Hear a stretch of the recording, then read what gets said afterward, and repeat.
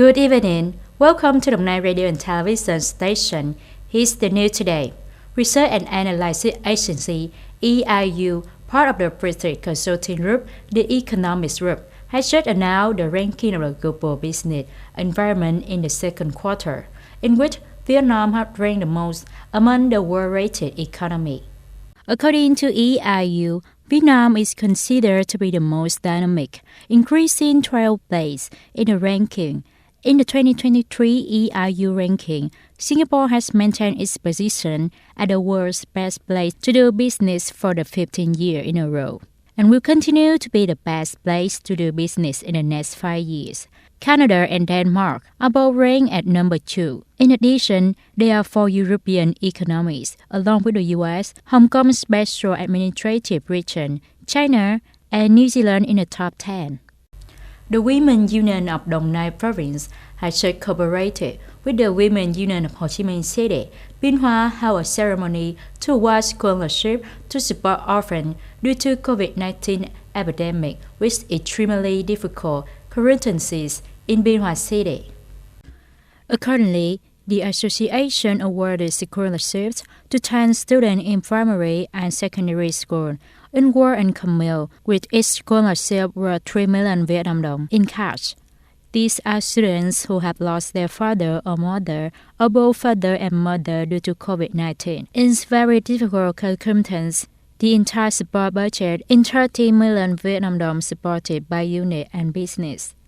These 10 students continue to receive monthly support from the Advocacy Association with 1 million Vietnam dong in cash each month to help them pay for their studies for 5 consecutive years. According to data from Ministry of Agriculture and Rural Development, in the first quarter of this year, the average export price of rice was estimated at $531 per ton, up 9.2% over the same period in 2022. This is the export price of rice, the highest average rate in the past 10 years.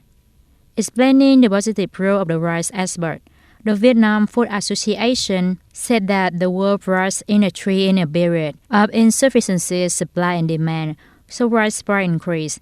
VFI forecast that Vietnam rice export in the second quarter will be more positive than in the first quarter. This is forecast that the export price of rice will remain at a high level due to the impact of economic and political uncertainty and the demand for rich reserves in country increase.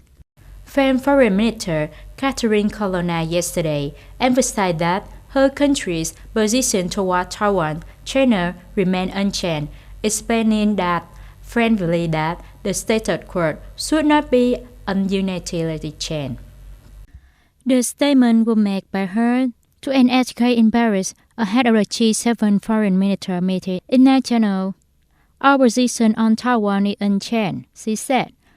We believe that the status quo should not be unilaterally changed. Colonna also emphasized that the importance of the Macron recent visit to China and believed that the visit helped China better understand France's position. She says she intends to explain France's position to the rest of the members at G7 foreign minister meeting. Earlier, during a visit to China this month, French President Emmanuel Macron made a controversial remark about Taiwan when he said that Europe should not interfere in the China-US confrontation over the Taiwan issue. Accompanying Mr. Macron on this trip, she said the president told his Chinese counterpart Xi Jinping that if China gives Russia more support, it would change France-China relations and the international community views about China. Yesterday, German Chancellor Olaf Scholz attended the opening ceremony of the annual Hanover Trade Fair. Here, Mr. Scholz said he would promote a trade agreement between the European Union and Indonesia.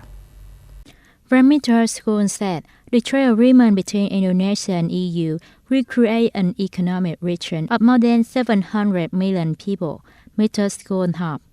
The agreement will be signed soon to reduce dependence on specific markets. We now import a lot of raw material from China, he said, while the fact that they are not made in China, but from countries like Indonesia, Chile, or Namibia. We want to change that.